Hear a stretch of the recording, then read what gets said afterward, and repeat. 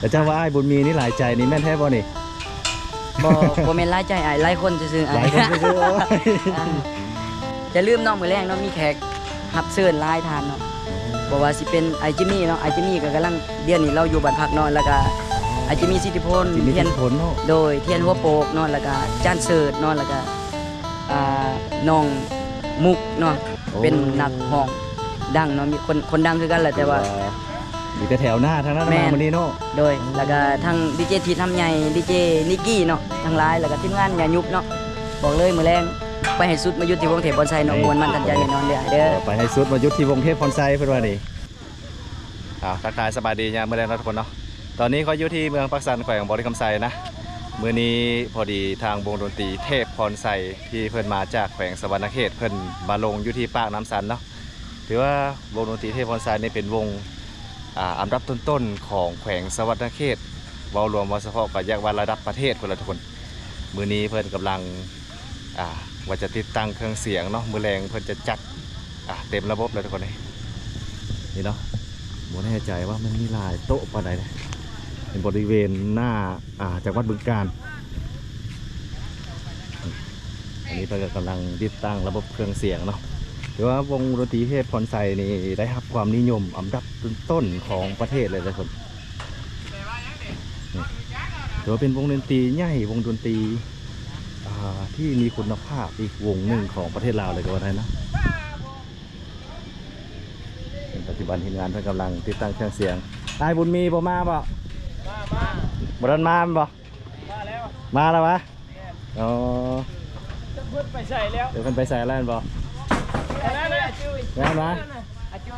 โอ้เกียมติดตั้งเลยนะนี่เนาะสอนความยิ่งใหญ่อลังการของวงดนตรีเพื่อนทุกคนทีมงานจะคนในติดตั้งเครื่องเสียงนี่14 คนอ๋อเฉพาะระบบอันนี้มันบ่นี่อ๋อแล้วโต๊ะนี่มีจักหน่วยนี่มือนี่เอาลงมา100 ปลายมันบ่นี่ประมาณ300 ก็โต๊ะดีเลยทุกคนเลยซาบลาบหน้ามอปลายปักสันนะถือว่าปัจจุบันนี้เพื่อนกำลังติดตั้งแล้วเครื่องเสียงทางลุ่มนี่เราเป็นบ่อนนอนวะนี่นะทางลุ่มนี่แหละใช้เป็นบ่อนนอนพร้อมเลยเนาะทีมงานก็จะมาพักอยู่ทางลุ่มนี้บรรยากาศหน้าปักสันทุกคนเลยประมาณตอนนี้เวลาประมาณ4 โมงแรงนะเครื่องเสียงโอ้ใส่ลำโพงแบบอลังการงานสร้างนะทุกคนไอแดงเพิ่นจัดเต็มระบบเลยแล้วบรรยากาศเดี๋ยวเป็นบรรยากาศกำลังติดตั้งระบบเครื่องเสียงดูได้จอ LED มาก่อนบักใหญ่ทุกคนทีมงานในการติดตั้งเครื่องเสียงเพิ่นกะ14 คนถือว่าวิลีกับบอลแล้วนะทุกคนเลย300 ก็โต๊ะเนาะลงมามื้อนี้เนาะถือว่าเพิ่นใส่ถนนแคมริมโขงหรือว่าริมคลองเลยนะทุกคนมื้อแรงในวัยรุ่นแขวงบริคำไซโดยเฉพาะเมืองปักสันนี่เต็มอันเนี้ยอย่างนี้แหละทุกคนนี่ทางนี้ก็จะเป็นโรงเรียนม.ปลายปักสันคนใช้รถในการขนเครื่องลำเลียงของเกือบ3-4 คันทุกคนเพราะว่า2 คันก็คือด้านหลังเนาะอันนี้ก็เป็นรถสำหรับการขนโต๊ะขนตั้งเป็นเอามาสต็อกไว้เกือบ1,000 กว่าโต๊ะนะนี่อันนี้เป็นบูธขายเบียร์ขายนะของเพื่อนอันนี้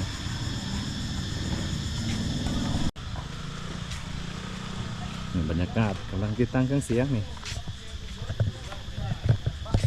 เกิดอะไรจุ่มสะดุดจุด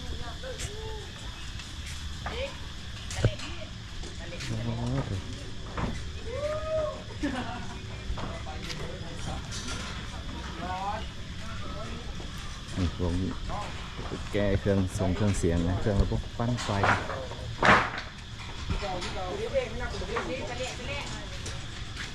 เค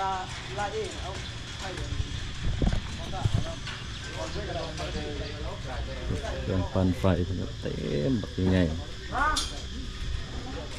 ไฟบ่มีตกหล่นเลย ตัดไม้ตัวไม้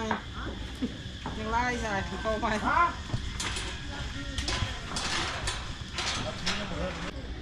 ทางนี้ก็จะเป็นร้านนั่งกินอยู่พวกกินปิ้งออกปิ้งเย็นถูกไหมอันนี้เป็นร้านอย่างร้านตามบ้านนี่นะร้านจุ่มเนาะโอ้จุ่มใกล้ๆแคมป์ของบรรยากาศในมื้อแรงวงดนตรีไอ้เทพไอ้แดงเทพพรไซเพื่อนมาจัดการให้เรื่องเพลงมือแดงนี่มือแดงฟังทางนั้นก็จะเป็นฟังทางเมืองบึงกาฬประเทศไทยทุกคนหรือว่าพี่น้องทางเมืองไทยหรือว่าริมโขงนี่มื้อแรงนี่นั่งง่วนนั่งจิบนั่งซิลนี่สบายซ้ำเครื่องเสียงนี่เพิ่นเปิดให้จากฟังลาวแล้วก็ไปม่วนอยู่ฟังไทยก็ได้ทุกคนเลยเพราะว่าแคมป์ของนี่ได้ยินว่าแหละเทปนี้ครับหรือว่าสร้างเบียร์กินนั่งจิบเบียร์อยู่แคมป์ฟังไทยนี่เพลงเรามาฟังอยู่ทางเมืองลาวนี่เปิดไปให้ทุกคนเลยหรือว่าเป็นการฟังเสียงเพลงสองประเทศเลยนี่หรือว่าเพิ่นจัดให้จัดใหญ่จัดเต็มเพราะปีนี้ท่านเป็นปีหนึ่งของแขวงบริคำไซที่เป็นงานเฉลิมฉลองเนาะวันสร้างตั้งแขวงบริคำไซเฮาในทางนี้ก็จะเป็นเส้นทางเลาะแม่น้ำโขงทางเมืองปักซันเฮารถในการขนเครื่องดนตรีของวงเทพพรไซเพิ่น3-4 คันเป็นรถ10 ล้อมาได้ทุกคนเลย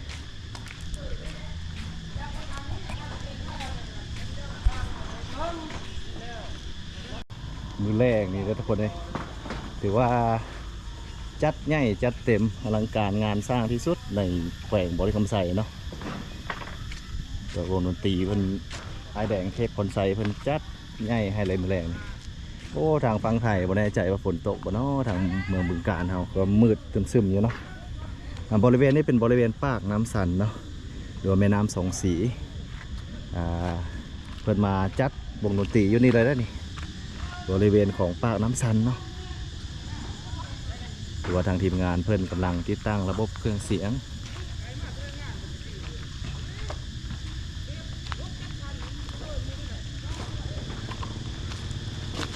ถือว่ามือแรงนี่ที่เฮาบ่เห็นตั้งนี่บ่แม่นอย่างใดทุกคนมันบ่จำเป็นต้องได้นั่งยืนเต้นอย่างเดียวเพราะว่าวงดนตรีนี่เพิ่นมันบ่สามารถที่จะนั่งได้ดอกเสียงเพลงเพิ่นสุดนะครับ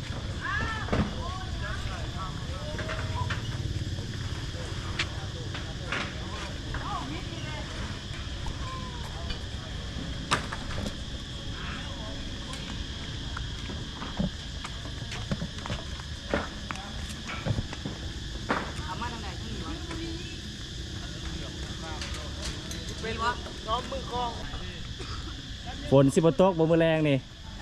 ฝนสิบ่ตกบ่นี่โอ้ยไอ้บุญมีคนล่อได้เนาะโอ้ยทุกคนนี่ไอ้บุญมีคนล่อนี่ FC เพิ่นหลายเฮาก็เป็น FC เพิ่นนี่เด้อขอบใจเด้อมื้อแรงมาเด้อมื้อแรงเด้อโอ้มื้อแรงอย่าลืมมาม่วนเนาะแม่นมาม่วนมันนำวงได้เนาะอาจจะเปิดเครื่องเสียงเริ่ม5 โมงปิด12:30เด้อ12 โมงครึ่งกลางคืนนี่โอ้แสดงว่าต้องมาไวเนาะแม่นคันมาซานี่ทั้งมาซาทั้งบ่มีโต๊ะแล้วก็ทั้งปิดไว้อีกจะต้องมาก่อนหมู่เลยนะแสดงว่าเฮาต้องได้มาไวทุกคนเลยแม่นเพราะว่าเพิ่นให้เวลา 12 โมงครึ่งเนาะแม่นตามที่ว่าทางการเพิ่นให้มาซำนี้เนาะแต่น้อยว่ามาดึก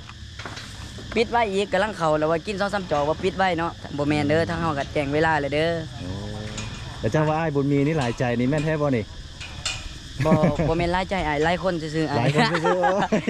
ๆโอ้ยได้ก็เขาไปตลอดเนาะนี่เนาะโดยจะได้ก็จะลืมเนาะมื้อแรงเนาะมีแขกรับเชิญหลายทานเนาะเพราะว่าสิเป็นไอจิมี่เนาะไอจิมี่ก็กำลังเดือนนี้เราอยู่บ้านพักเนาะแล้วก็ไอจิมี่สิทธิพลเทียนผลเนาะโดยเทียนหัวโปกเนาะแล้วก็จานเสิร์ชเนาะแล้วก็น้องมุกเนาะเป็นนักร้องดังเนาะมีคนดังคือกันแหละแต่ว่าอยู่แถวหน้าทางนั้นมาวันนี้เนาะโดยแล้วก็ทางดีเจทีทำใหญ่ดีเจนิกกี้เนาะทั้งหลายแล้วก็ทีมงานอย่ายุบเนาะบอกเลยมื้อแรงไปให้สุดมายุดที่วงเทพพรไซเนาะม่วนมันทันใจแน่นอนเด้อไปให้สุดมายุดที่วงเทพพรไซเพิ่นว่านี่ ถือว่าจิมมี่สิทธิพลนี่นักร้องระดับต้นๆของประเทศเลยนะจะมาฮ้องเพลงในมื้อแรงนี่พี่น้องทางฝั่งไทยทางบึงกาฬนี่ก็สามารถได้ฟังเสียงเพื่อนเลยได้ทุกคนอันนี้ก็จะเป็นอันอ้ายบุญมีคนรอทุกคนเลยเดี๋ยวบรรยากาศนี่ขอให้จะฝนตกมื้อแรงนี่เพราะว่าทางฝั่งเมืองบึงกาฬทางประเทศไทยนี่บ่แน่ใจว่าเป็นฝนตกหรือบ่เนาะเพราะว่ามืดครึ้มมาเบิดเลยบรรดาแคมริมคลองนี่ถือว่าอย่าลืมจะพาน้ำแมลงนี่มีแต่ว่าบรรดาคนดังระดับแถวหน้าของเมืองลาวโดยเฉพาะแมน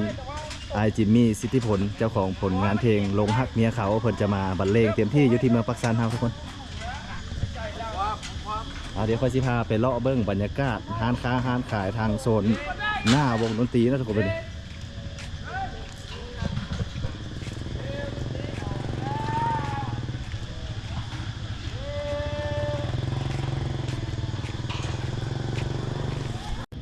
จุดนี้แหละเป็นจุดอันปั๊บเบิ้งเครื่องเสียงบ่นี่จุดเมกเนาะเพิ่นใจเฮ็ดเมกอยู่ดิทุกคนแล้วก็เบิ้งไปอยู่พุทธนี่ถือว่าเพิ่นกำลังติดตั้งเครื่องเสียงไอจิมมี่สิทธิพลนี่เพิ่นกำลังไปพักผ่อนอยู่เนาะเดี๋ยวเพิ่นนั้นเดินทางมาฮอดเมืองปักสันเฮาแล้วนะถือว่ามือแรงนี่อย่าลืมอย่าพลาดทุกคนเลยถือว่าเดือนละทีปีละเทื่อนี่ทางวงดนตรีไอแดงเทพพลไซนี่เพิ่นจะมาแล้วก็พิเศษสุดๆนี่คือทางไอจิมมี่สิทธิพลเจ้าของผลงานเพลงลงฮักเมียเขาเพิ่นก็มาฮ้องแบบสดๆให้ได้ฟังมื้อนี้นี่บรรยากาศห้านค้าห้านขายแคมป์ของเมืองปักสันเฮานี่โอ้มีโต๊ะแคมปิ้งอะไรเนาะจุดของอยู่ของกินนี่ถือว่าเต็มนี่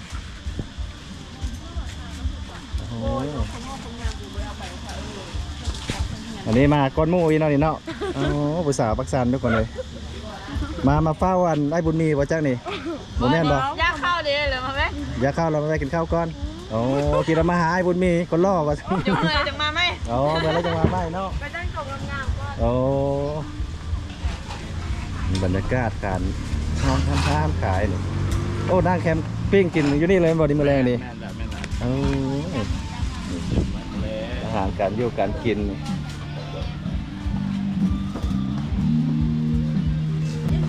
อันนี้ไม่ยังในยำจีนว่านี่นะยำจีนยำเวียดก็มีนะวันนี้เนาะเคลื่อนไปก่อนเลยบริเวณนี้ก็เป็นโซนขายเสื้อผ้าอย่างต่างๆทุกคนเลยอันนี้ร้านขายน้ำเนาะชานมไต้หวันสูตรตำรับทุกคนเลยมีครบเลยคนขายนี่มาขายได้หลายมื้อแล้วบ่นี่แม่ได้เดือนแล้วบ่โอ้เป็นเดือนแล้ววันนี้แสดงว่าเขาประจำอยู่นี่เลยเนาะนี่เป็นห้างประจำอยู่นี่แล้วทุกคนเลย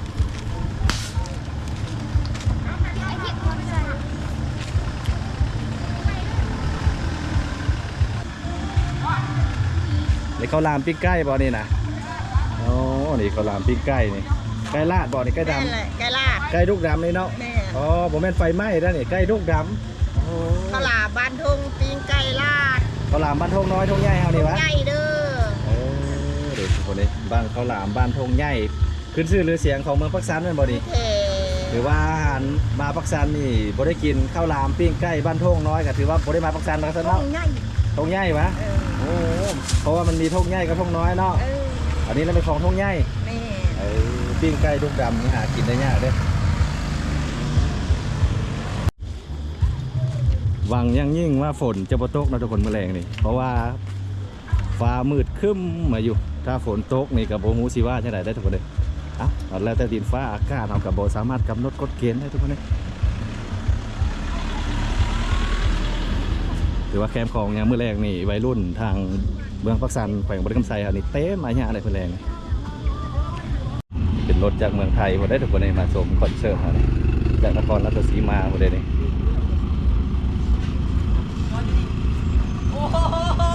บอกกันเลยตั้มผ่านเนาะ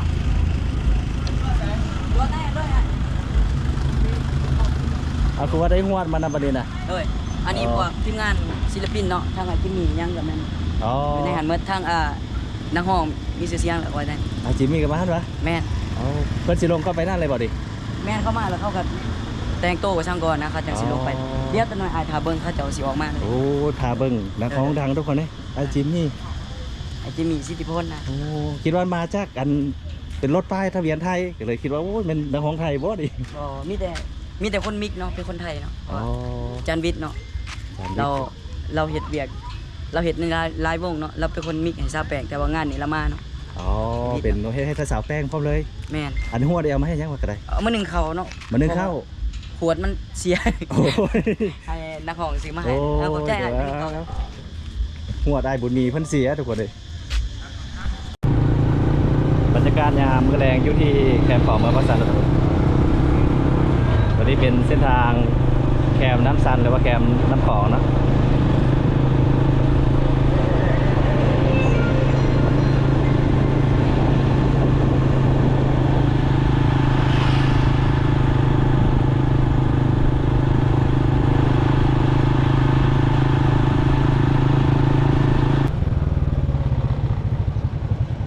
ขายเลขวะ